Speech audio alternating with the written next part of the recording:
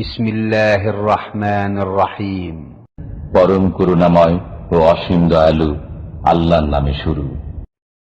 ومن أحسن قولا ممن دعا إلى الله وعمل صالحا وقال إنني من المسلمين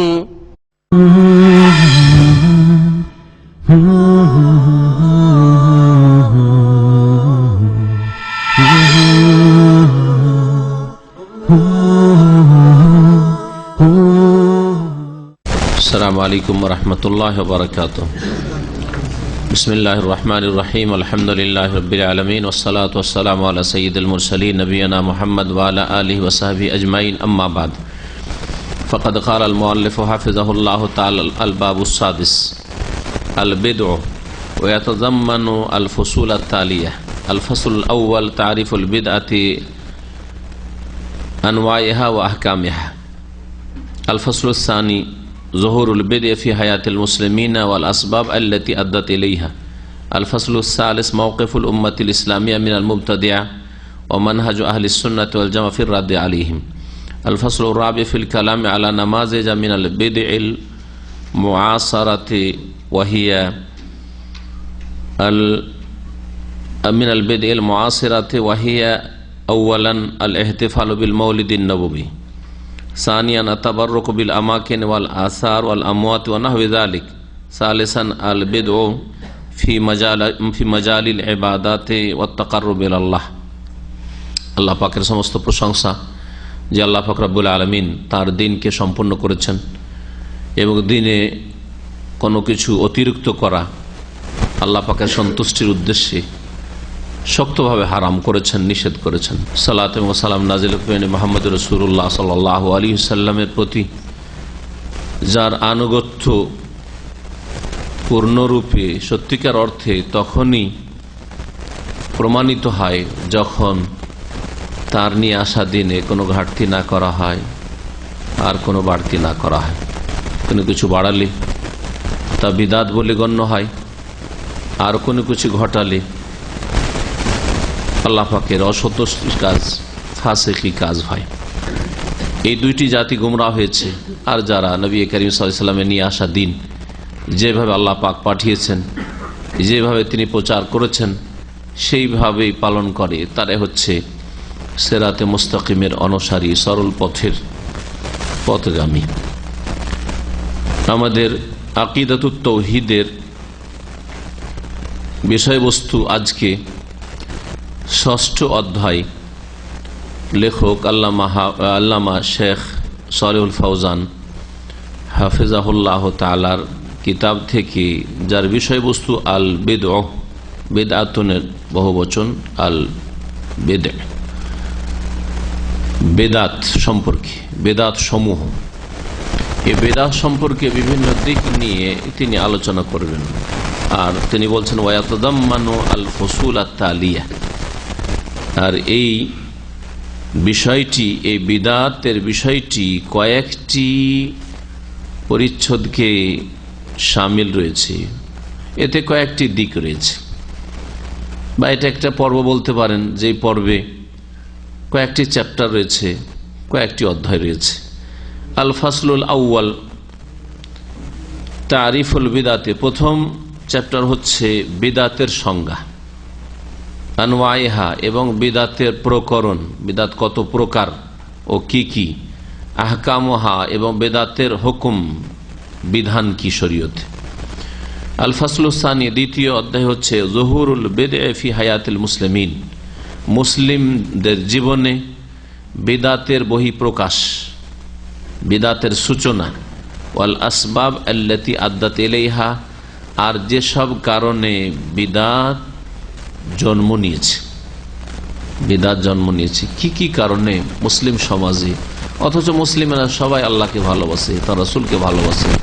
রাসূলুল্লাহ সাল্লাল্লাহু আলাইহি ওয়াসাল্লামের কাছ থেকে সাহাবারা শিখলেন, সাহাবায়ে কেরামের কাছ থেকে তাবেঈনরা শিখলেন, তাবেঈনদের কাছ থেকে তাবেঈনরা শিখলেন। তো এইভাবে ধারাবাহিকতা যদি ঠিক থাকতো, তাহলে তো নবী সাল্লাল্লাহু আলাইহি ওয়াসাল্লামের ওই আদর্শ যার উপর ছেড়ে গেছেন সেটাই আজ পর্যন্ত চলে আসতো। তো মাঝখানে এত বাড়তে থাকলো কি করে? কি কি কারণে বাড়লো?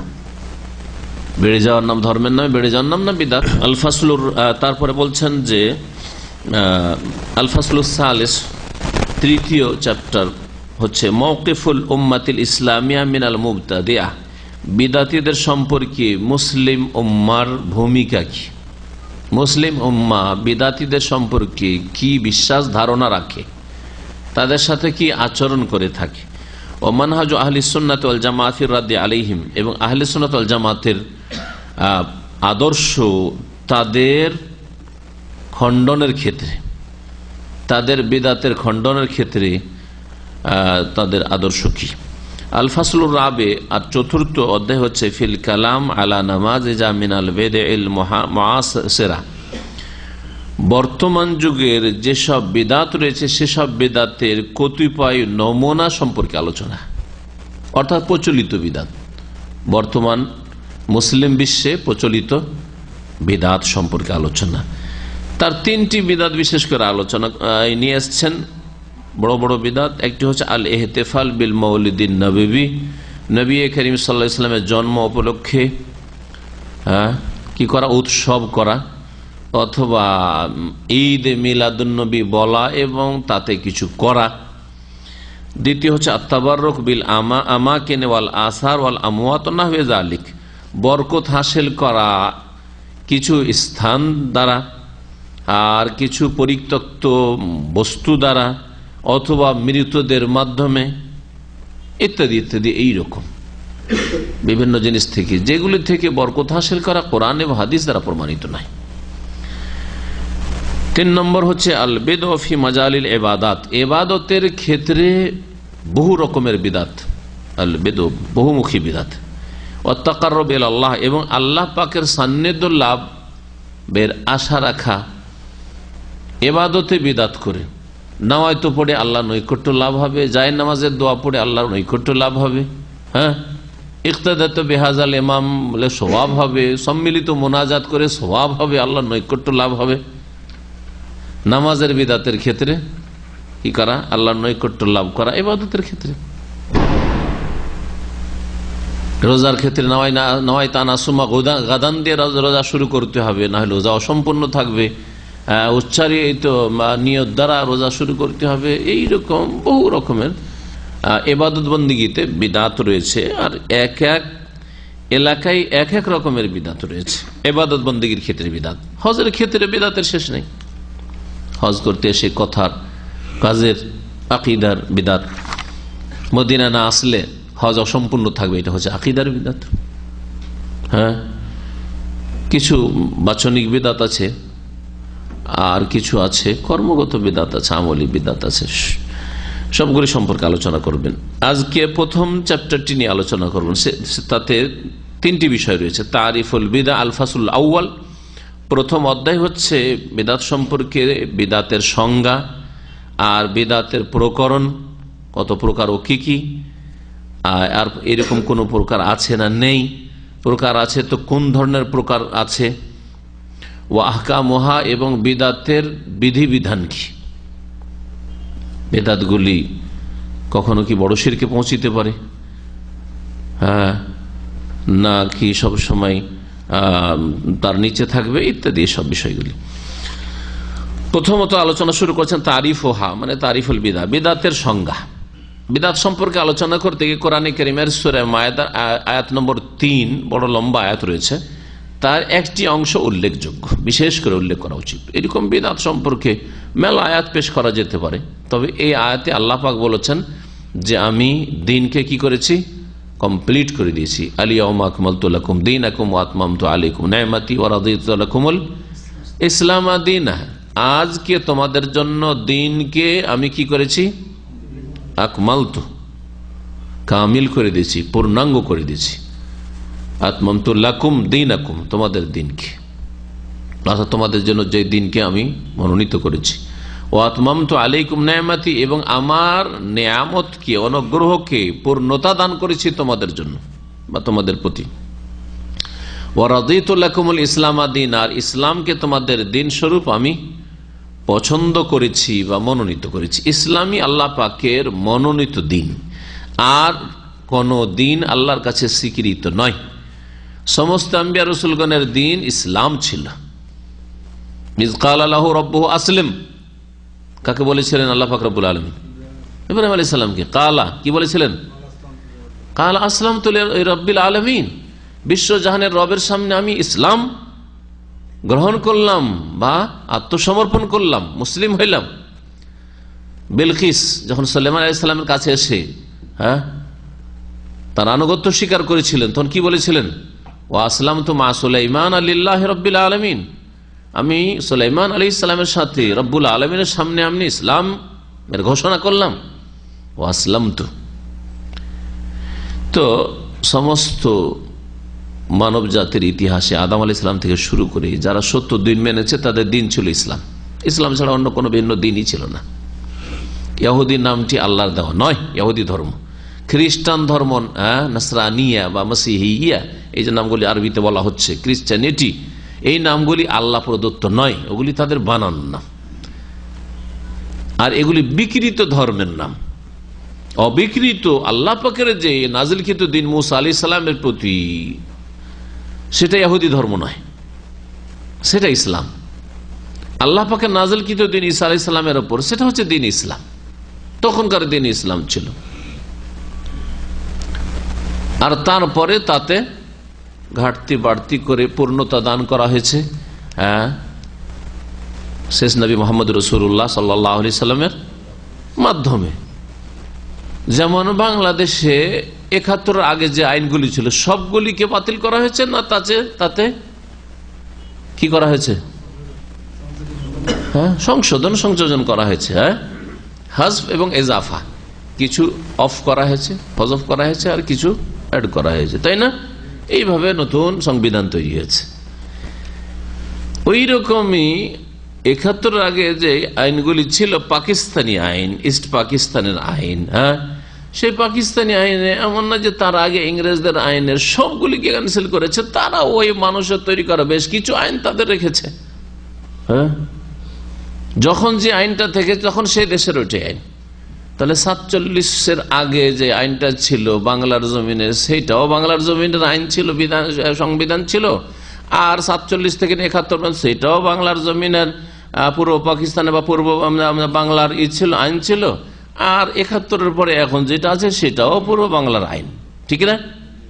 আইন ওই দেশেরই আইন, কিন্তু পরিবর্তন ঘটেছে। এখন আগের আইনগুলি মানা চলবে? আগের সংবিধান মানা চলবে? চরম অপরাধী, মৃত্যুদণ্ড, শাস্তি। ওই রকমই ঈসা আলাইহিস সালাম নিয়ে আসা দিন মানা চলবে না, মুসা আলাইহিস সালাম নিয়ে আসা দিন মানা চলবে না। তখনকার জন্য সেটা ঠিক ছিল। মুহাম্মদ রাসূলুল্লাহ সাল্লাল্লাহু আলাইহি ওয়াসাল্লাম সারা বিশ্বের সমস্ত মানুষের জন্য রাসূল হয়ে আসার পরে সমস্ত মানুষের জন্য যে দিন ইসলাম কোরআনুল কারীমে রয়েছে, যে দিন ইসলাম রাসূলুল্লাহ সাল্লাল্লাহু আলাইহি ওয়াসাল্লামের হাদিসে রয়েছে, সেই দিন ইসলাম সকলের জন্যই ফরজ। ওয়াল্লাহি, আল্লাহর কসম করে বলছি, নবী সাল্লাল্লাহু আলাইহি ওয়াসাল্লাম বলছেন, লাউ কানা মূসা হাইয়ান, মূসা আলাইহিস সালাম যদি আজকে জীবিত থাকতেন, মা ওয়াসিয়াহু ইল্লা আইয়াত্তাবিআনি, তাহলে তারও আমার অনুসরণ করা ছাড়া, আমাকে ফলো করা ছাড়া কোনো অবকাশ ছিল না।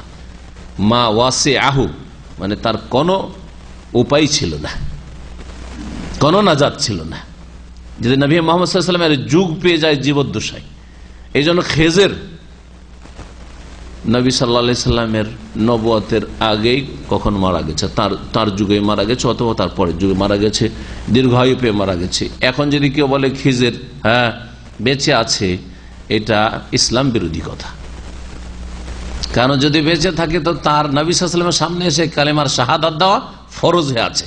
না হলে মা ওয়াসিয়াহু, যেমন মুসা আলাইহিস সালামের জন্য কোনো নাজাত ছিল না, তেমনি খেজেরের জন্য কোনো নাজাত নেই, যদিও তিনি নবী হন, যদিও তিনি ওলি হন। মুহাম্মদ রাসূলুল্লাহ সাল্লাল্লাহু আলাইহি ওয়াসাল্লামের সামনে এসে ইসলাম কবুল করতে হবে। যেমন জিনেরা এসে ইসলাম কবুল করেছে, আবু বকর উমর ইসলাম কবুল করেছেন, যে কোনো মানুষ ইসলাম কবুল করেছেন যারা জান্নাতের রাস্তা ধরেছেন। তো এখন আসি বিদাতের সংজ্ঞা সম্পর্কে আলোচনায়। বিদাতের সংজ্ঞা বলছেন আল বিদআতু ফিল লুগাতি,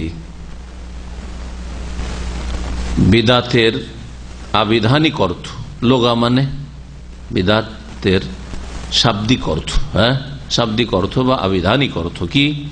মাখুযাতুন মিনাল বাদঈ, কথাটি বাদাল আইন থেকে নেওয়া হয়েছে। আখাযা ইয়াখুযু মানে নেওয়া, মাখুযাতুন ইসম মাফউল ওয়াহিদ মুন্নাস সেটা মানে নেওয়া হয়েছে, উদ্ভূত, এর উৎপত্তি বাদউন থেকে। বাদউন মানে কি হয়?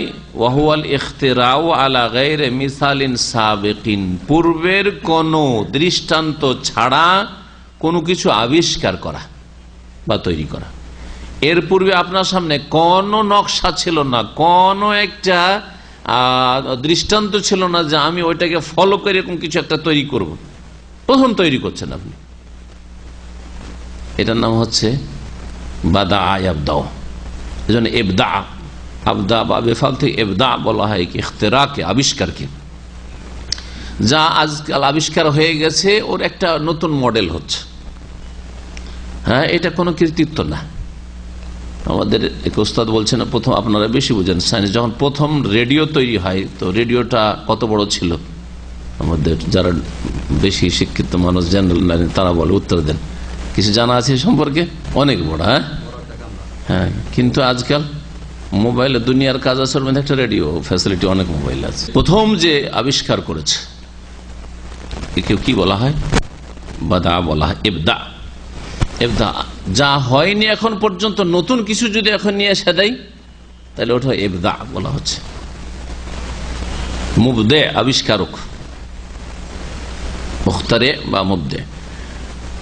ওয়ামিনহু কাউলুহু তাআলা, আর এই শব্দ থেকে মহান আল্লাহর বাণীতে বাদী শব্দটি ব্যবহার হয়েছে আল্লাহর গুণ হিসাবে। বাদিউস সামাওয়াতি ওয়াল আরদি মানে খালিকুস সামাওয়াতি ওয়াল আরদি মিন গায়রি মিসালিন সাবিকিন, আকাশসমূহ এবং জমিনকে সৃষ্টিকারী বিনা কোনো পূর্ব দৃষ্টান্তে। কোন এই রকমের আকাশ, এটা বিশাল কিছু তৈরি হলো, কিন্তু ছোটখাটো কিছু ছিল এই ধরনের, এরকম কিছুই ছিল না, কিছুই ছিল না।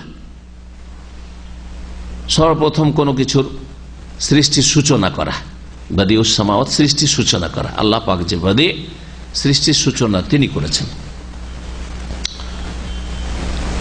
এই অর্থে আল্লাহ সম্পর্কে বাদিউন সিফাতে মুসাব্বা বা মুবালাগার শেখা বলা যেত, রাহিমুন মুবালাগা যেত, বাদিউন মুবালাগার শেখা। সূরা বাকারার আয়াত নম্বর 117। আর তারপরে বলছেন যে বাদি মানে কি? আই মুখতারি ওয়াহা আলা গায়রি মিসালিন সাবিকিন, যা সৃষ্টিকর্তা আল্লাহ পাক, আসমান জমিনের সৃষ্টিকর্তা বিনা কোনো পূর্ব দৃষ্টান্তে। কাউলুহু তাআলা, আরো মহান আল্লাহর বাণী, কুল মা কুনতু বিদআম মিনার রাসূল, হে নবী তুমি জানিয়ে দাও লোকদেরকে, মক্কার মুশরিকদেরকে, যে আমি কোন নতুন রসুল নই। হ্যাঁ, আজব রসুল নই। এখানে নতুন রসুল, তিনি নতুন রসুল এই অর্থে যে তিনি রসুল এসেছেন, শেষ রসুল এসেছেন, কিন্তু এর পূর্বে কোন নবী রসুলই আসেনি। নবী আর রসুল নামটা কেউ জানতো না।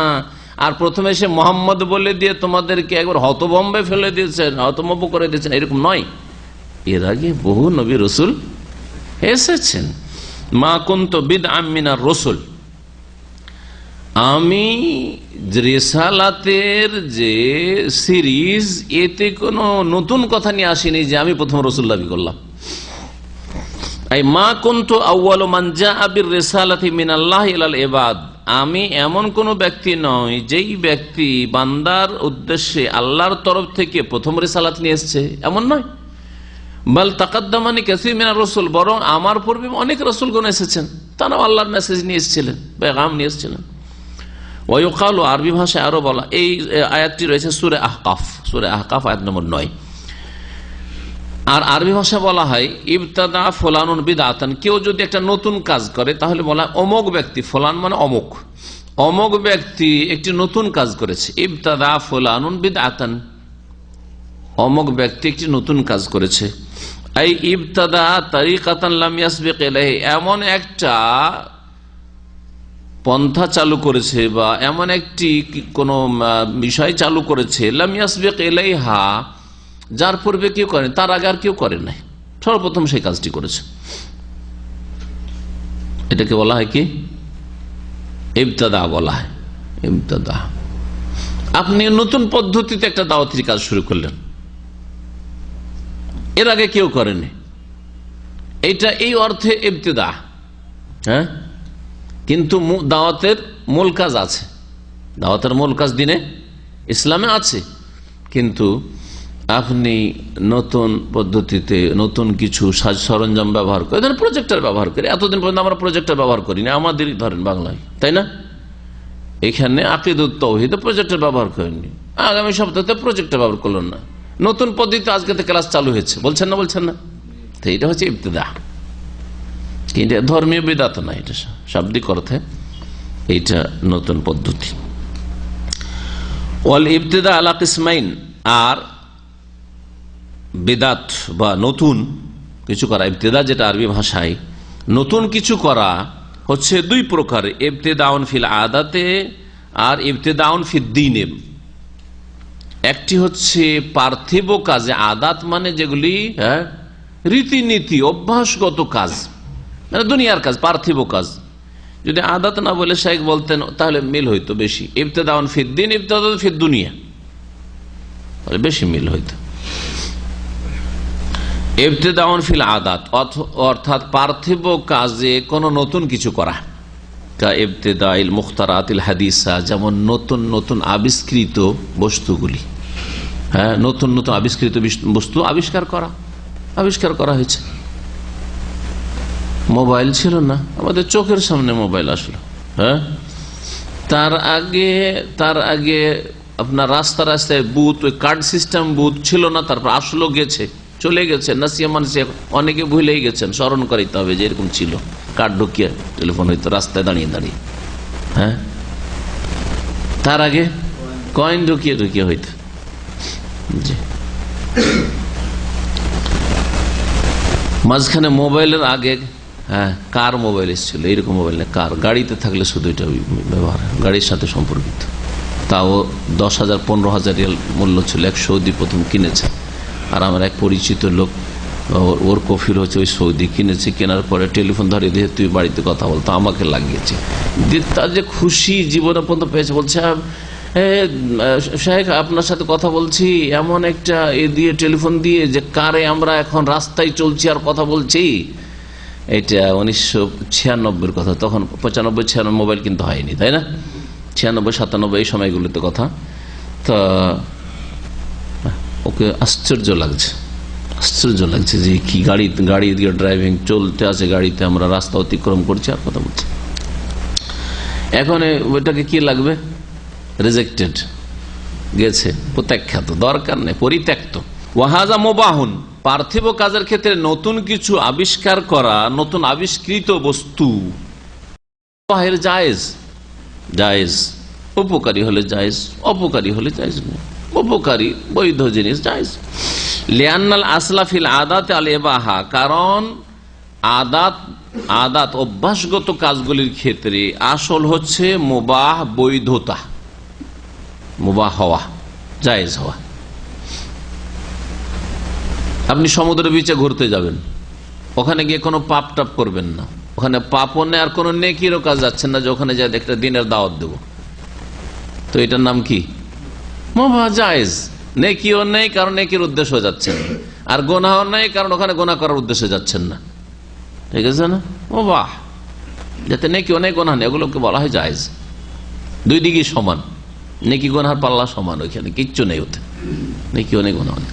দ্বিতীয় রকমের নতুন আবিষ্কার ইবতিদা, বিদআত হচ্ছে ইবতিদাউন ফিদ্দীন, ধর্মের ক্ষেত্রে নতুন কিছু করা। ওয়াহাজা মুহাররামুন, শেখ সালেহুল ফৌজান হাফিজাহুল্লাহ বলছেন এটা হচ্ছে হারাম। ধর্মের ক্ষেত্রে নতুন কিছু করবেন অথচ রাসূলুল্লাহ সাল্লাল্লাহু আলাইহি ওয়াসাল্লাম করেননি, করতে বলেননি, কোনো অনুমতিও দেননি, স্বীকৃতিও দেননি, এটা হারাম। সহজ ভাষা নয়, হারাম, মাকরুহ নয়, অপছন্দনীয় না, হ্যাঁ, সুন্নতের খেলাফ না, মুস্তাহাবের খেলাফ নয়। কখনো এরকম বলবেন না। একজন বড় বক্তা বলছে যে নামাজে, মানে কিছুটা সংশোধনে এসছে সেজন্য তার বক্তব্য বলছে যে নামাজে নিয়ত পড়া জরুরি না। জনসাধারণ মোটা খায় মোটা বুঝবে, ওরা তো কথা তো ভালোই বললো, অন্যরা বলছে নিয়াত পড়তে হবে না, হয়তো পড়তে হবে, আর এ বলছে জরুরি না। তো দেখো সহি আকীদা চলে এসছে, সহি আকীদা চলে এসছে। কিন্তু কি যে ওখানে করে ধোকা দিল, জেনে দিক অথবা তার না জানা অবস্থায় অজ্ঞতার সাথে দিক, হয় তার অজ্ঞতার কারণে এই কথা বলছে জরুরি নয়, আর না হলে সে জেনে শুনে চোখে দুলি ছিটাচ্ছে। আর আপনারা বুঝছেন না যে আমাদের চোখে দুলি ছিটাচ্ছে, কানাকা হাইকোর্ট দেখাচ্ছে, কুড়িয়া ঘর দেখি। কথা বোঝা গেছে? কি জরুরি নয় মানে ফরজ নয়, জরুরি কোনটা? ফরজ। ফরজ নাই তো ফরজের নিচে মেলা শরীয়তে কাজ আছে, সুন্নত আছে, সুন্নতে মুআক্কাদা আছে, গায়র মুআক্কাদা মুস্তাহাব আছে, আছে না নেই? আরে নফল আছে। তার মানে পড়া যাবে না, হয়তো পড়া যাবে কিন্তু জরুরি না। বেশ কিছু বক্তা আর আন্তর্জাতিক খ্যাতি সম্পন্ন বক্তা এই সব শোনা আছে আমাদের, বোঝা গেছে? তো কখনো ধোকা খাবেন না। আমাদের দেশের মানুষরা আবেগে ছুটে, লোকজন বেশি যার পিছনে ছুটে ওর পিছনে ছুটে, এত বড় লোক ভুল করতে পারে। দিনের ব্যাপারে নতুন কিছু করা হচ্ছে হারাম, লিআন্নাল আসলা ফিহা তাওকিফ। তাহলে কি বলবো? নিয়ত পড়া হচ্ছে হারাম।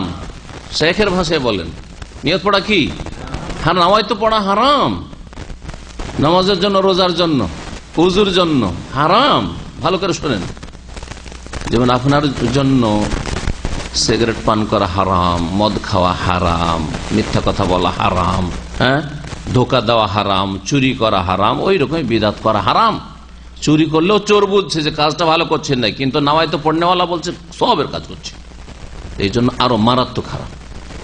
মানে এর সংশোধনের আশা খুব কম, যতক্ষণ বুঝতে না পারবে যে রাস্তা ভুল আছে, আমার আল্লাহর দিকে রাস্তা নেই, রসুলের দিকে রাস্তা নেই, উল্টো দিকে রাস্তা যাচ্ছে, যতক্ষণ এটা না বুঝতে ততক্ষণ কখনো নয় তো থেকে ফিরবে না।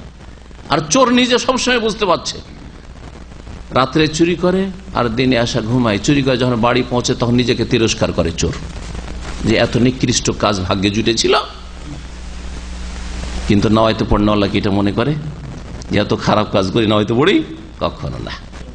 জি হ্যাঁ, কবর মাজারে যারা যায় কিছু পাওয়ার জন্য, তারা কি আসে নিজেকে তিরস্কার করে, ধিক্কার দেয় যে খুব খারাপ কাজ করে আসলাম? কিন্তু একটা মিথ্যা কথা, কফিল আপনার মালিক জিজ্ঞেস করছে তুমি কোথায় ডিউটির সময়, শুধু ওর নজরে খারাপ হবে না সেজন্য একটু বলে দিলেন যে আমি একটু ডিউটিতে বাইরে এসেছি একটু কেনাকাটার জন্য, অফিসের কেনাকাটার জন্য। আর অফিসের কেনাকাটা না, আপনার নিজের কেনাকাটা, কেনাকাটাতেও আছেন, অর্ধেকটা সত্য অর্ধেক মিথ্যা, তারপর নিজেকে তিরস্কার দিচ্ছেন যে ছি ছি খুব একটা অন্যায় কাজ করলাম। ঠিক না? শরীয়তের ক্ষেত্রে, দিনের ক্ষেত্রে বিদাত হারাম কেন? লিআন্নাল আসলা ফিহা তাওকিফ, কারণ দিনের ক্ষেত্রে মূল বিষয় হচ্ছে আত-তাওকিফ। তাওকিফ মানে ওয়াক্কাফা ইউওয়াক্কিফু তাওকিফ থেকে, আমি শাব্দিক অর্থটা বলি তাহলে বুঝতে সুবিধা হবে। হ্যাঁ, ওয়াকাফা মানে নিজে থেমে যাওয়া, আর ওয়াক্কাফা মানে থামিয়ে দেওয়া, বোঝা গেছে? তো তাওকিফ মানে আপনাকে থামিয়ে রাখা হয়েছে। কোথায়? যেখানে রাসূলুল্লাহ থেমেছেন, যেখানে রাসূলুল্লাহ থেমেছেন ওখানে থামতে হবে। রাসূলুল্লাহ এখানে থেমে গেছেন, আপনি আরো আগে আপনার গাড়ি নিয়ে বেড়ে চলে গেলেন, চলবে? লা তুকাদ্দিমু বাইনা ইয়াদাইল্লাহি ওয়া রাসূলিহি, সূরা হুজরাতের প্রথম আয়াত। আল্লাহ এবং রাসূলের আগে বাড়িও না। লা তারফু আসওয়াতাকুম ফাওকা সাউতিন নবী, নবীর আওয়াজের উপর নিজের আওয়াজ উঁচা করিও না। শুধু কণ্ঠ উঁচা করার কথা বোঝানো হয়েছে। হ্যাঁ, নবী সাল্লাল্লাহু আলাইহি ওয়াসাল্লাম আল্লাহু আকবার দিয়ে আওয়াজ উঁচা করলেন, আপনি নাওয়াইতু দিয়ে আওয়াজ উঁচা করছেন, এটা ওতে পড়বে না। শুধু এই মোটাটা বুঝলেন কিন্তু সূক্ষ্মটা বুঝলেন না।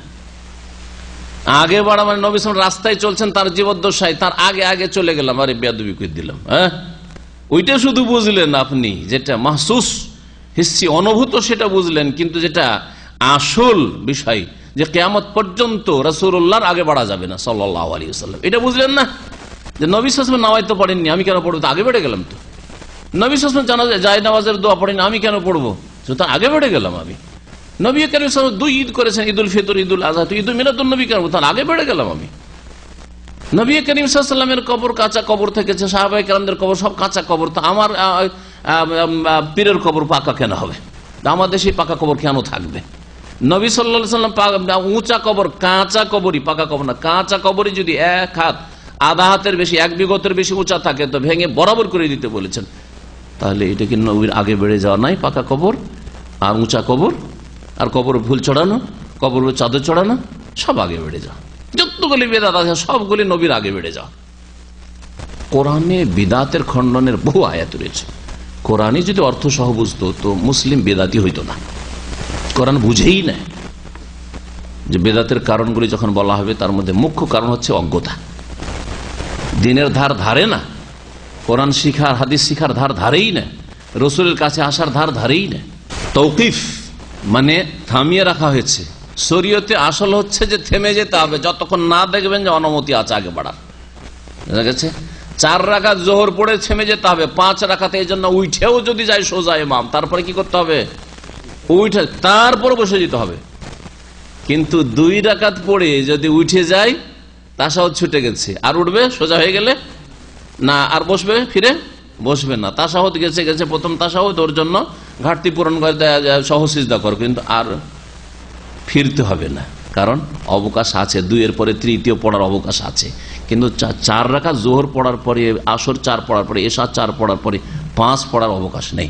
ফজরে 2 রাকাত পরে যদি লাফিয়ে উঠে যায়, উঠেই গেছে ইমাম সাহেব। যারা জলসা ইস্তেরাহা করেন না, এদের আর একটা সমস্যা আছে। যারা ইস্তেরাহা করে তো উঠতে দেখলেই মাঝখানে আছে এই সুন্নতি তরিকায় নামাজটা পড়লে একটা ফায়দা আছে, যে উঠতে দেখলে মুক্তাদির সুবহানাল্লাহ বলে দিচ্ছে, তখন হয়তো একটু উঠতে যাচ্ছিল থেমে গেল। কিন্তু যেমন হাম্বেলিরা বা হানাফিরা যারা দায়ী করে লাফিয়ে উঠে যাচ্ছে আল্লাহ সুদুরে কাদমায়ের হাদিস আমল করে, কিন্তু বুখারীর হাদিস আমল করছে না, তারা সাথে সাথে উঠে যাচ্ছে। মুক্তাদি দেখবে কি তার আগেও সোজা হয়ে দাঁড়িয়ে বসে আছে, ঠিক কিনা?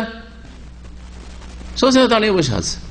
যখন দাঁড়িয়ে গেছে, ফজরে যদি 3য় রাকাতে দাঁড়িয়ে যায়, সে দাঁড়িয়ে এমন কোনো পাপ তো করেনি। ফজরে সারা জীবন তো 2 পড়ছি, আজ যখন সোজা দাঁড়িয়েই গেছি তো আমি 3 পড়েই নি, মাগরিবের মতো চলবে, 4 পড়েনি চলবে? হারাম।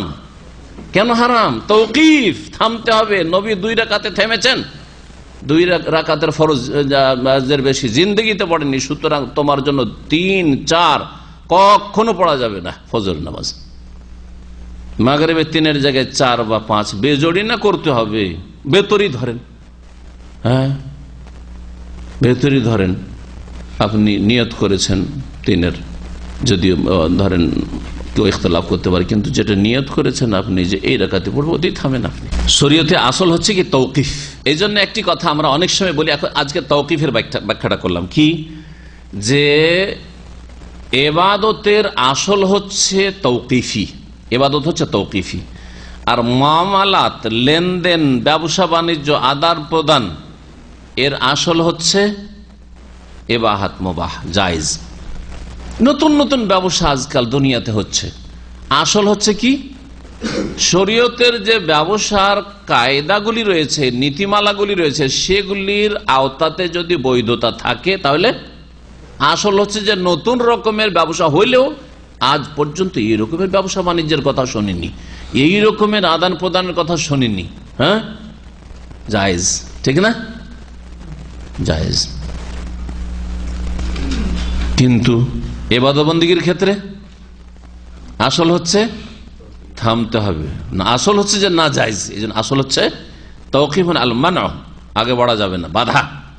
যতক্ষণ পর্যন্ত পারমিশন না পাবেন শারে আলাইহিস সালাতু সালামের পক্ষ থেকে, রাসূলুল্লাহ সাল্লাল্লাহু আলাইহি ওয়াসাল্লামের পক্ষ থেকে, যে আগে বাড়ার অনুমতি আছে। এই জন্য নবী কারীম সাল্লাল্লাহু আলাইহি ওয়াসাল্লাম বলছেন, মান আহাদাসা ফি আমরিনা হাযা, কেউ যদি আমাদের এই বিষয়ে, কোন বিষয়ে?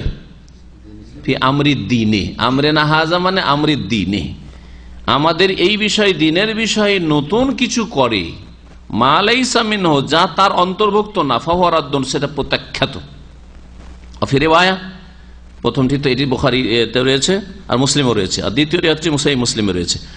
আরেকটি রিওয়ায়াতে রয়েছে মায়েশা রাদিয়াল্লাহু আনহা বর্ণিত, মান আমেল আমালান, কেউ যদি এমন কোন আমল করে, আপনি বিদআতটা করেননি, আপনার মুরব্বীরা কেউ করেছে না, হয়তো অন্য মুরব্বীরা শুরু করেছে, মিলাদুন নবী অন্য মুরব্বীরা শুরু করেছে, কিন্তু আপনি আমলটা করলেন, শুরু করেননি, প্রথম সূচনা আপনার না, তারপরে সেটা প্রত্যাখ্যাত, তারপর হারাম। মান আমেল আমালান, কেউ যদি এমন কোন আমল করে, লাইসা আলাইহি আমরুনা, যার ওপর আমার আদর্শ নয়, আমার আদর্শ ওই রকম নয়, ফাহুয়া রাদ্দুন, সেটা প্রত্যাখ্যাত। আনওয়াউল বিদআহ, তাহলে প্রথম বিষয়টি হলো বিদআতের সংজ্ঞা হয়ে গেল, হ্যাঁ, শাব্দিক অর্থ আর পারিভাষিক অর্থ, এগুলো হয়ে গেল।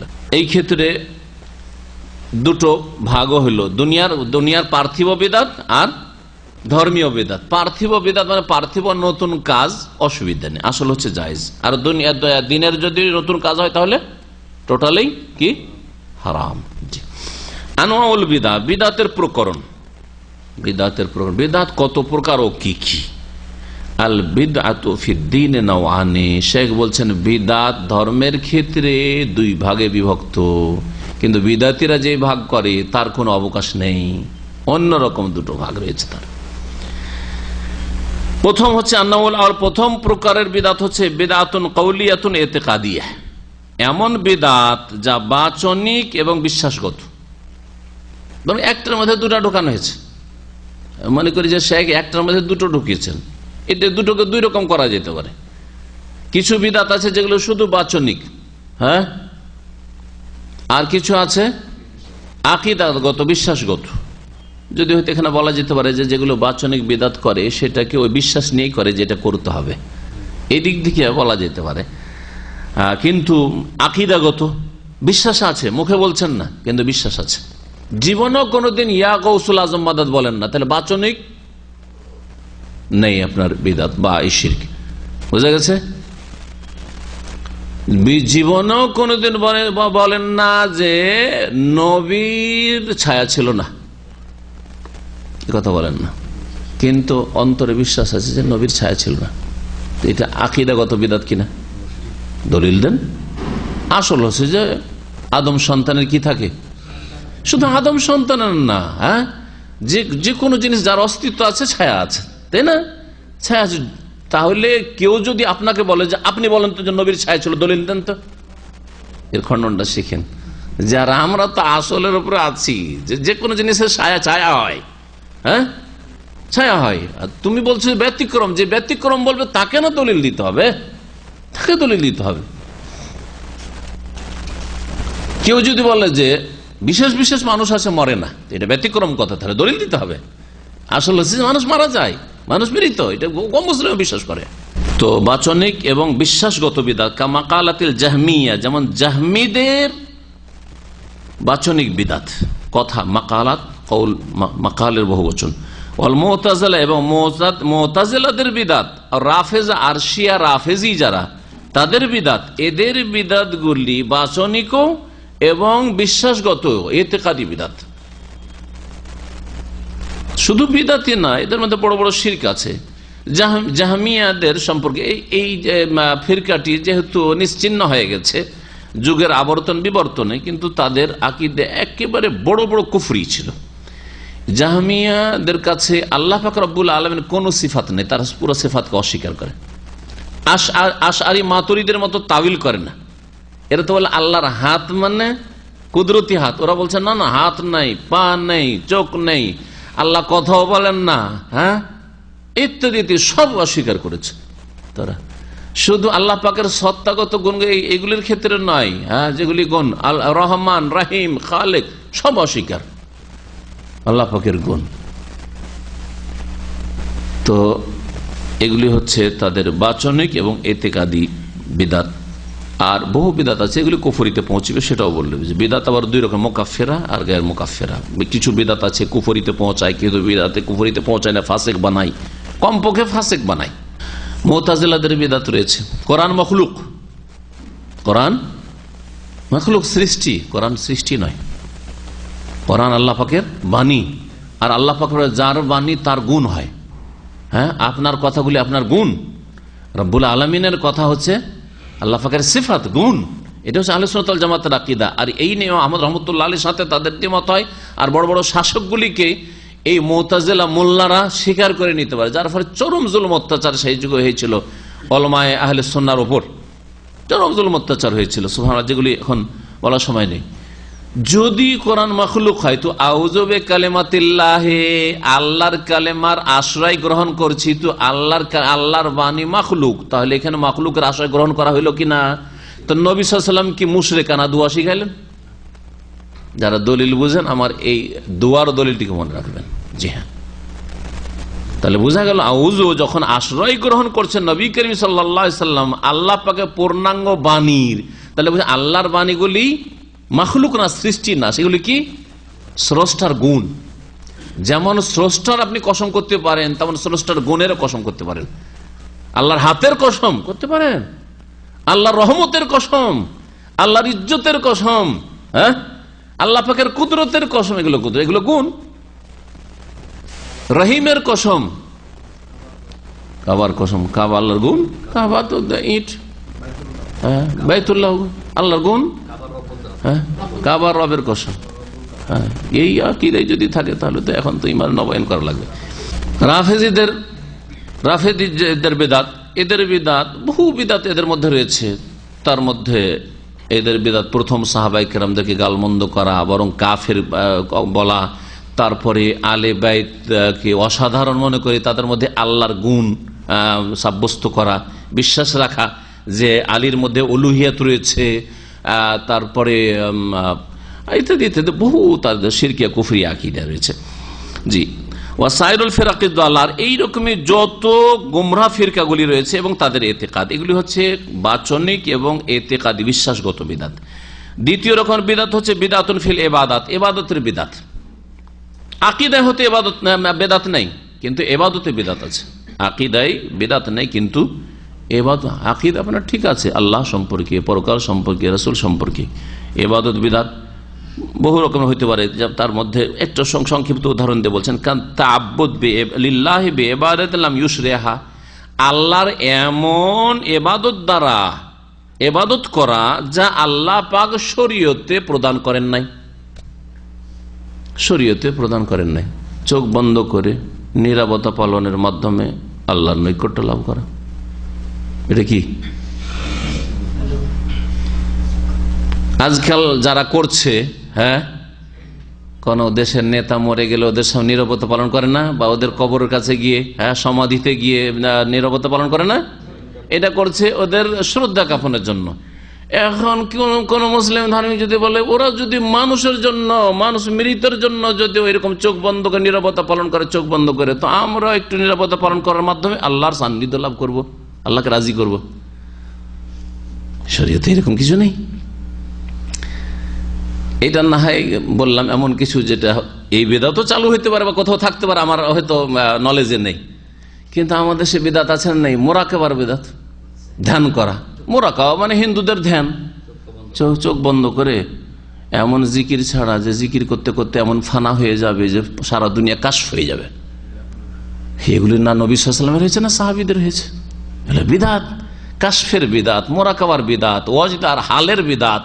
আর এমন হালে বেহাল হয়ে যাবে যে পাগল হয়ে যাবে, পাগল হয়ে ফরজ নামাজ, জোহরের নামাজ ছেড়ে দিয়ে দিল একবারে, এমন দৌড় দিল গিয়ে কুষারের জমিতে ঢুকে গেল, 5 দিন বের হইল না।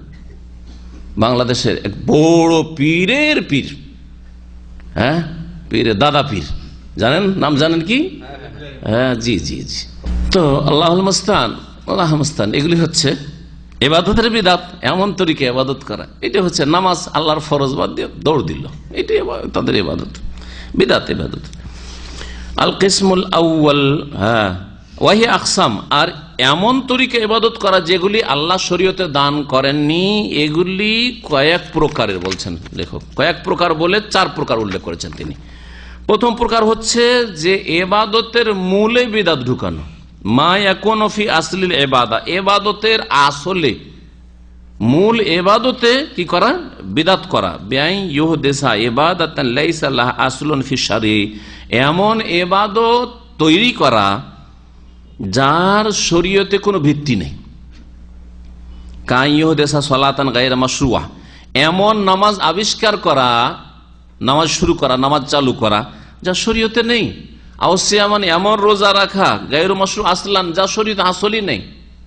হ্যাঁ, আও আয়াদান, এমন ঈদ পালন করা গায়রু মাশরু, যা শরীয়তে নেই। কা আয়াদুল মাওয়ালিদ, যেমন জন্মবার্ষিকীর উৎসব করা, সে নবীর জন্মবার্ষিকী হোক অথবা নেতার জন্মবার্ষিকী হোক, পার্টির নেতার, রাজনৈতিক পার্টির নেতার, অথবা স্বামীর হোক অথবা স্ত্রীর হোক, ছেলে মেয়েদের বার্থডে হোক, হ্যাঁ, এগুলি সবগুলি ওর মধ্যে।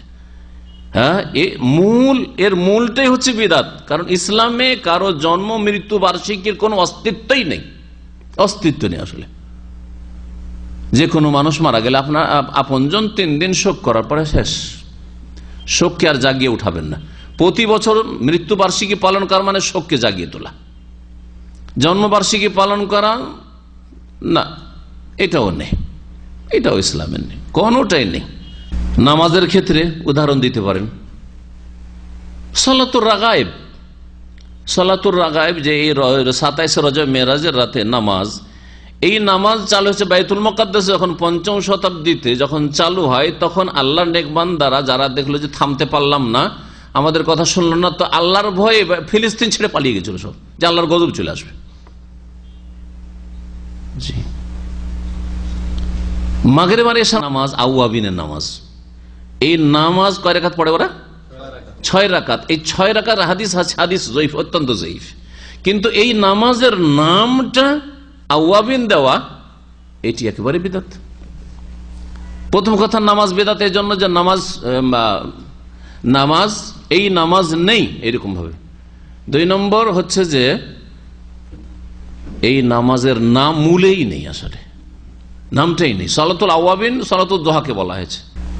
রোজার ক্ষেত্রে, রোজা, হ্যাঁ সিয়াম, রোজা যদি নফল হিসাবে রাখেন যে কোনো দিনে তো সমস্যা নেই, ঠিক আছে, কিন্তু এমন কোন নতুন যে এইরকম রোজাই নেই আসলে।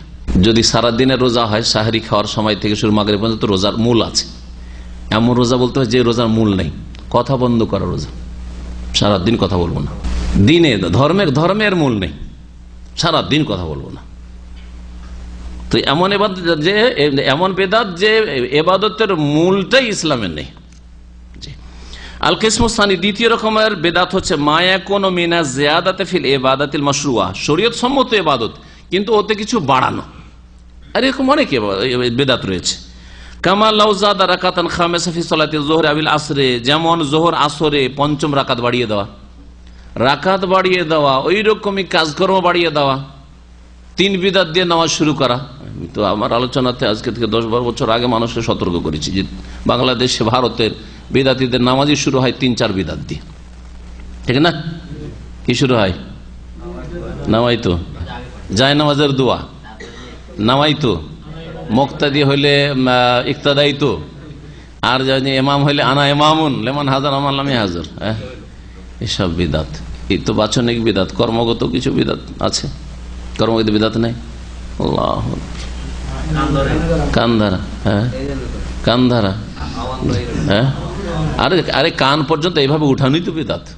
সালাফে সালেহরা চিনতেন যে সুন্নতের অনুসারী কিনা, কাঁধ পর্যন্ত অথবা কানের লতি পর্যন্ত এরকম দূরে যদি থাকে তাহলে সুন্নতের অনুসারী মনে করতেন। আর যারা কানে ঠেকাইতেন এইরকম করে, যেভাবে ঠেকাক না কেন, কান ধরে ঠেকাক আর যেভাবে করবো, একেবারে বিদাত, কোনো প্রমাণ নেই।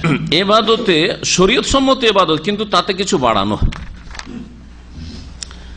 সংক্ষেপ করে দিয়েছেন, আরো উদাহরণ দেন, এরকম বহু উদাহরণ আপনার দিতে পারবেন। আল কিসমুস, তৃতীয় রকমের বিদাত হচ্ছে মায়া কোন ফি সিফাতে আদাইল ইবাদাতিল মাশরুআ, শরীয়ত সম্মত ইবাদতের, আগেরটা কি ছিল? শরীয়ত সম্মত ইবাদতে কিছু বৃদ্ধি করা, তাই না? এটা শরীয়ত সম্মত ইবাদতের তরিকা পরিবর্তন করে দেওয়া। মায়া কোন ফি সিফাতে আদাইল ইবাদাতিল মাশরুআ, শরীয়ত সম্মত ইবাদত আদায় করার পদ্ধতিতে বিদআত সৃষ্টি করা, পদ্ধতিটা শরীয়ত সম্মত না। যেমন কিরকম করে বেআইয়ু আদিহা আলা সিফাতিন গায়রে মাশরুআ, এমন ভাবে আদায় করছেন সেই ইবাদতটি যেটা শরীয়ত সম্মত নয়, শরীয়ত সম্মত তরিকাই নয়। দুরূদ পড়া নবী সাল্লাল্লাহু আলাইহি ওয়াসাল্লামের উপর শরীয়তে আছে না নেই? সারা দিন যদি দুরূদ পড়তে থাকেন, মানা আছে কি? নেই। কিন্তু বিদআত ওর ধরনে বিদআত ঢুকানো, সিফাত, হ্যাঁ, মানে তার তরিকাই বিদআত ঢুকানো হচ্ছে সম্মিলিত দুরূদ। চলেন একটু সম্মিলিত মহব্বতের সাথে একটু দুরূদ শরীফ পাঠ করেন, হ্যাঁ, গানের সুরে ধরেন আল্লাহুম্মা, এই বিদআত। বুঝতে পারলেন? জিকির আল্লাহর আছে না নেই? আছে, সারাদিন সবসময় জিকির, লা ইয়াজালু লিসানুকা রাতবা মিন যিকরিল্লাহ, হাদিস। সবসময় যেন তোমার জবান আল্লাহর জিকিরে ভিজে থাকে। অসুবিধা আছে কিছু? খুব ভালো। এটা এইরকম অভ্যাস যদি করে নেন তো ঘুমাইলেও মনে হচ্ছে জিকির চলছে, ঘুম ভাঙলেই এমন অভ্যাস হয়েছে আবার জীবন নড়া শুরু হয়ে যাবে। কিন্তু অভ্যাস করে দেখবেন তাহলে এরকম হয়ে যাবে, কিছুদিন অভ্যাস করলে আপনার এরকম অবস্থা হয়ে যাবে। শরীয়ত সম্মত, কিন্তু একা একা জিকির করে মজা লাগে না, একটু মহব্বতের সাথে একটু জিকির করি তো ভাই। হ্যাঁ, বলুন লা ইলাহা ইল্লাল্লাহ করে দিলাম। সিফাতে তরিকাতে বিদআত, ইবাদত আসল ইবাদত ইসলামে মওজুদ আছে। ইবাদত বাক্যেও কিছু বাড়ায়নি, ওটাও ঠিক আছে, হ্যাঁ, কিন্তু ধরন পদ্ধতিটা চেঞ্জ করেছে। যালিকা কাদাইল আজকারিল মাশরুআ, যেমন শরীয়ত সম্মত জিকিরগুলি আদায় করা বে আসওয়াতিন জামাইয়াতিন, সম্মিলিত আওয়াজে। আমি যে উদাহরণটা দিলাম সেটাই দিয়েছেন, মুতরেবা এবং যেটা হচ্ছে গানের মতো আওয়াজ। গানে কি থাকে, একটা আকর্ষণীয় এই আওয়াজ।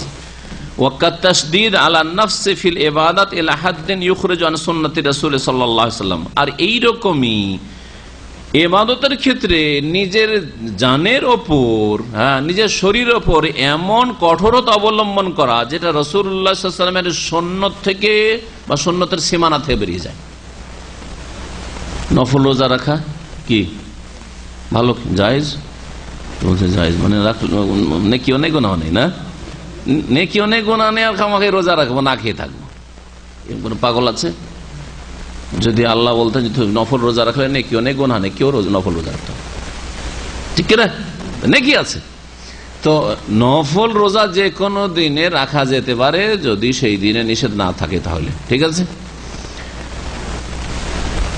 কিন্তু রোজা এত বেশি কন্টিনিউ রাখা শুরু করলেন, গোটা মাস ধরে রোজা রাখছেন, তখন কি হবে? বিদাত। ওই সাহেব বলেছে আম্মা নাফা আসুমুন নাহারা ওয়ালা উফতির আবাদা, আমি সারা জীবন ধরে রোজা রাখবো, কখন আমি দিনে পানাহার করব না।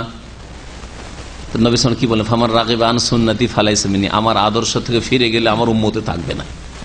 সারা জীবন রোজা রেখে উম্মত থেকে বেরিয়ে যাবে। কেন?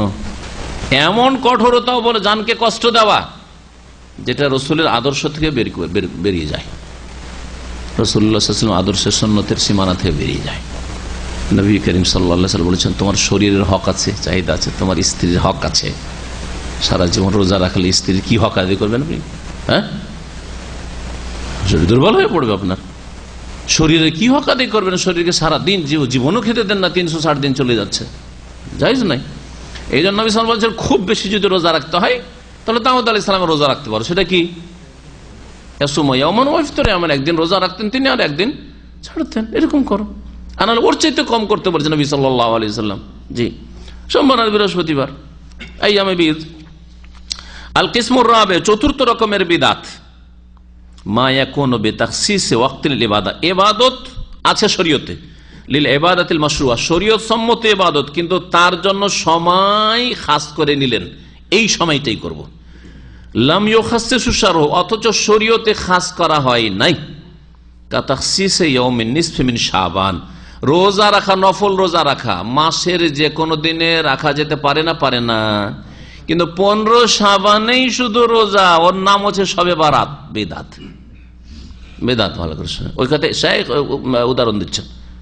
জি, বলছেন যেমন শাবান মাসের 15 তারিখকে খাস করে নেওয়া রোজার জন্য, ওয়ালাইলাতিহি, এবং রাতকে খাস করে নেওয়া তাহাজ্জুদের জন্য। তাহাজ্জুদ সারা জীবন পড়ে, প্রতি রাতে পড়েন, অসুবিধা আছে না? ভালো কাজ, ভালো কাজ।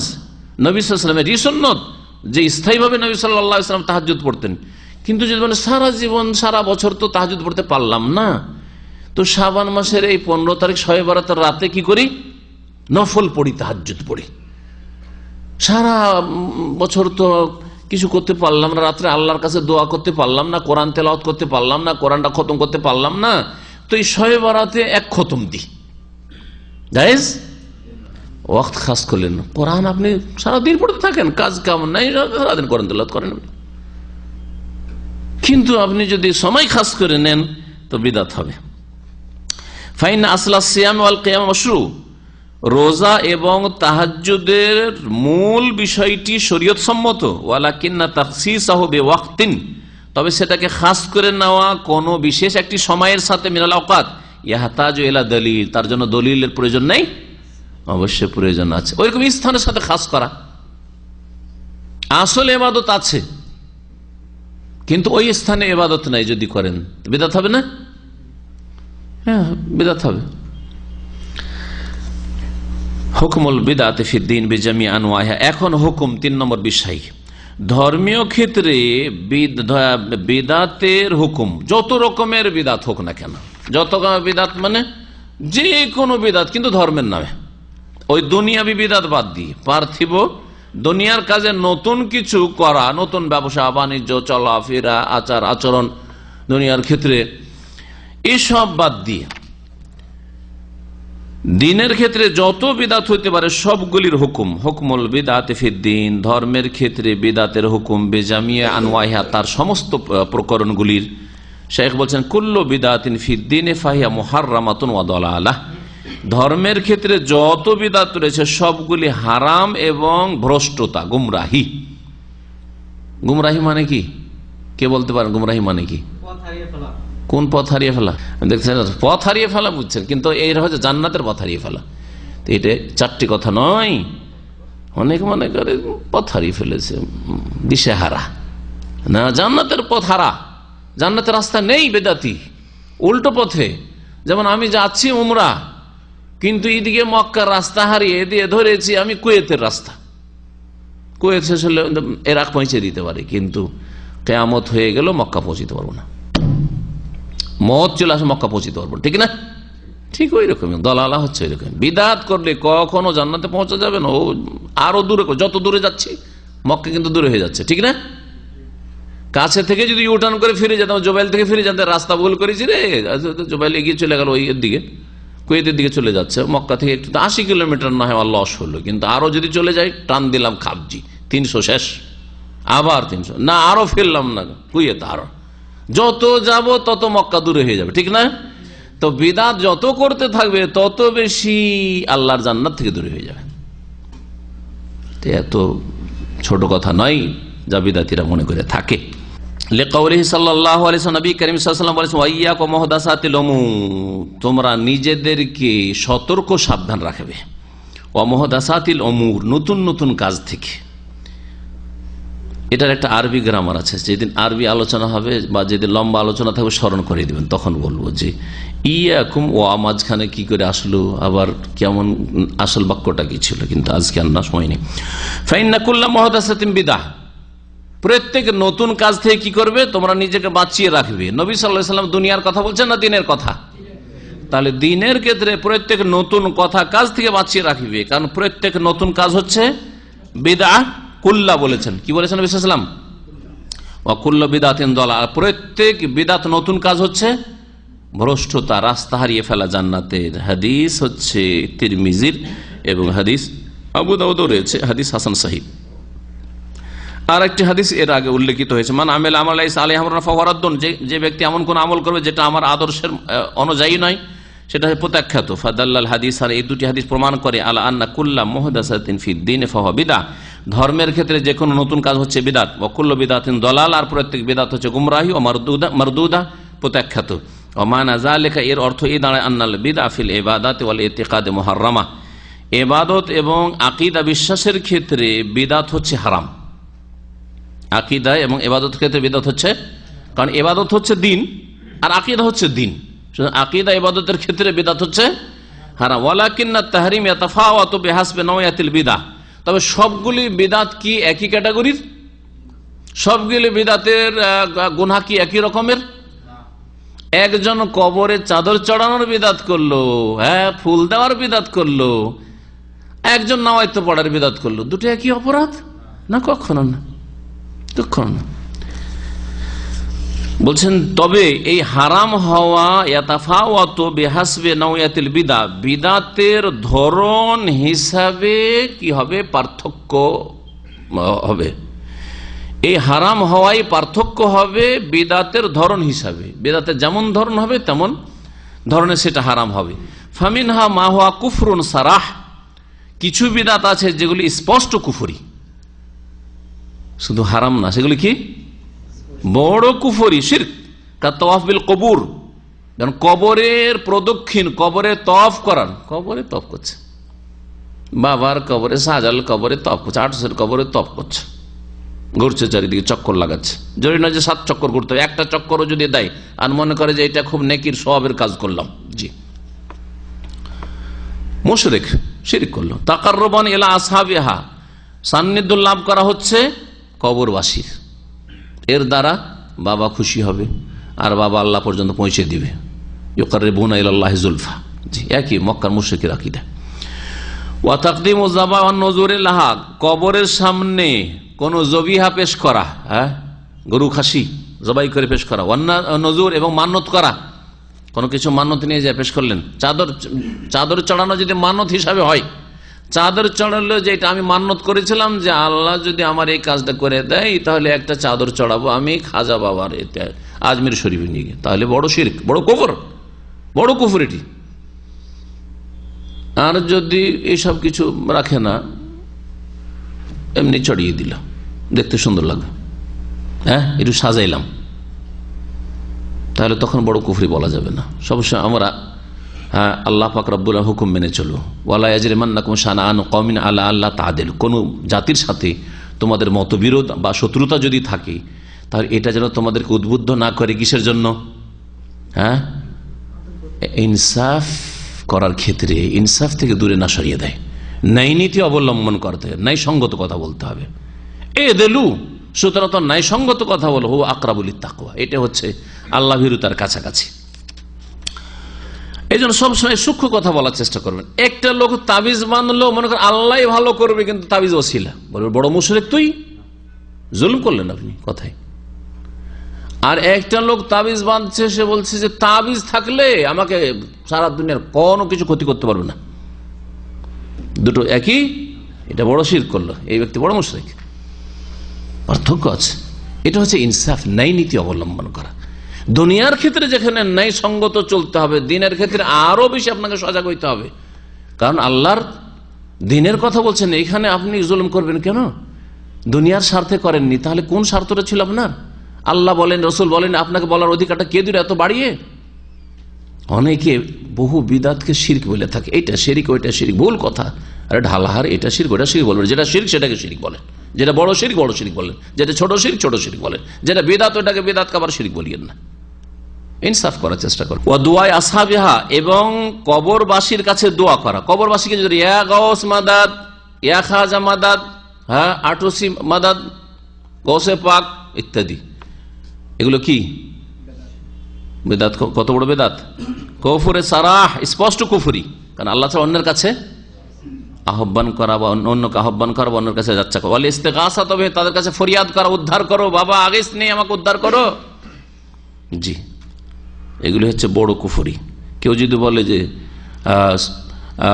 সিলেটের বিমানবন্দরে যে জাহাজটি ধ্বংস হতে যাচ্ছিল, আল্লাহর ওলি যদি শুয়ে না থাকতো তাহলে খান খান হয়ে যেত, কিচ্ছু থাকতো না। পত্রিকাতে লিখেছে বাংলাদেশে, একটা দুর্ঘটনা ঘটেনি কয়েক বছর আগে, পত্রিকাতে লিখেছে, আমি নিজে পড়েছি, কারো কথা আমি ওই শুনে অত করি না, আমি নিজে পড়ি। এটা কি বড় শিরকি বিদাত, আল্লাহ ছাড়া অন্যকে রক্ষাকারী মনে করা।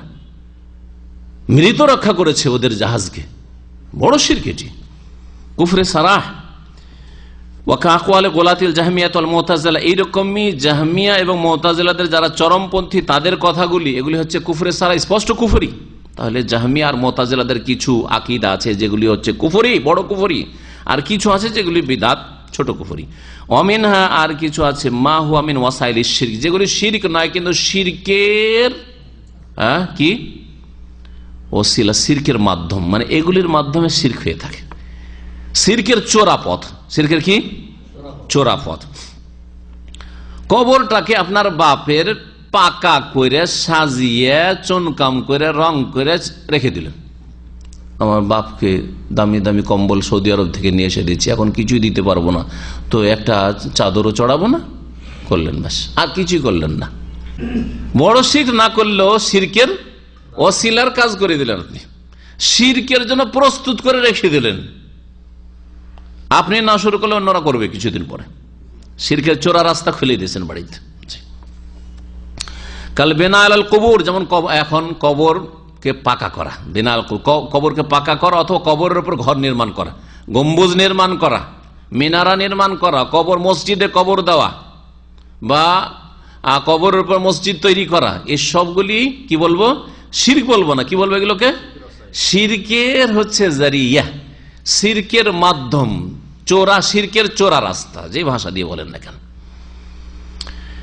ওয়াসসালাতি ওয়াদ-দুআ ইনদাহা, কবরের পাশে নামাজ পড়ছেন, আল্লাহর জন্য নামাজ পড়ছেন কিন্তু কবর পাশে। অনেকেই রিয়াজুল জান্নাহ রওজাতে নামাজ পড়তে যায়, এই জন্য যায় না যে ওইটা হচ্ছে জান্নাতের একটা টুকরা, কি জন্য নামাজ পড়তে যায়? নবীর কবর পাশে নামাজটা পড়ে আসলাম, মনে একটা শান্তি যে নবী সাল্লাল্লাহু আলাইহি ওয়াসাল্লাম কবরের পাশে নামাজ পড়েছি। এটা কি হলো? হ্যাঁ, পাশে পড়েছি। নবী কিছু চাইনি নবীর কাছে, সব আল্লাহর কাছে চেয়েছে। হ্যাঁ, কি বলবেন এটাকে? শিরকের কাছাকাছি চলে যাওয়া, শিরকের চোরা রাস্তা, হারাম, এগুলি বিদাত, এবং এই বেদাতগুলি হচ্ছে শিরকের কাছাকাছি যাওয়া। এই জন্য আমি অনেক সময় বলেছি, অনেক আলোচনায়, যে আজকের বেদাতি কালকের মুশরিক। যারা আজকে বেদাত করেছে কালকে বড় শিরক করা শুরু করবে। আর এর একবারে স্পষ্ট স্পষ্ট প্রমাণ আছে।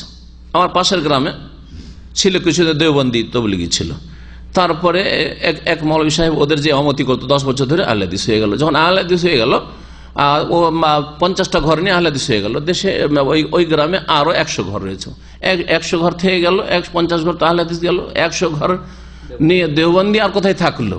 হঠাৎ করে ও যাওয়ার পরে ওখানে এসে মসজিদে আমতিতে ঢুকলো একটা বেরোলবি কবুরি রেজবি, আর ঢোকার পরে পুরো গ্রামের 100টা ঘরকে মিলাদ, কিয়াম, নবী হাজির নাজির, নবী আলিমুল গায়ব, নবী নূরের তৈরি, সবকিছু একবারে বেরোলবি বানিয়ে দিল, চোখের সামনে দেখা, 1 বছরের মধ্যে।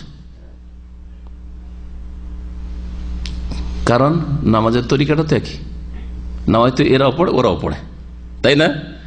নামাজে নাভির নিচে ওরা হাত বাঁধে, এরা হাত বাঁধে, রফা দেন ওরা করেন, ওরাও করেন না, মোনাজাত এরাও করে, ওরাও করে, তো ধরতে পারেন না, জনসাধারণ ধরতে পারে না যে এর ভিতরে এত বড় বড় শিরকি আকীদা বেরলবিদের মধ্যে আছে, কুফরি আকীদা। আর হাজের নাজের বললো মানে ইমান হারিয়ে গেল, নবীকে আলেমুল গায়ব বলে দিল মানে ইমান হারিয়ে গেল, আল্লাহর গুণ নবীকে দিয়ে দিল, তো বুঝে না। বুঝছে আমাদের হানাফি তো আছে, ওরাও তো নবী নিচে হাত বাঁধছে।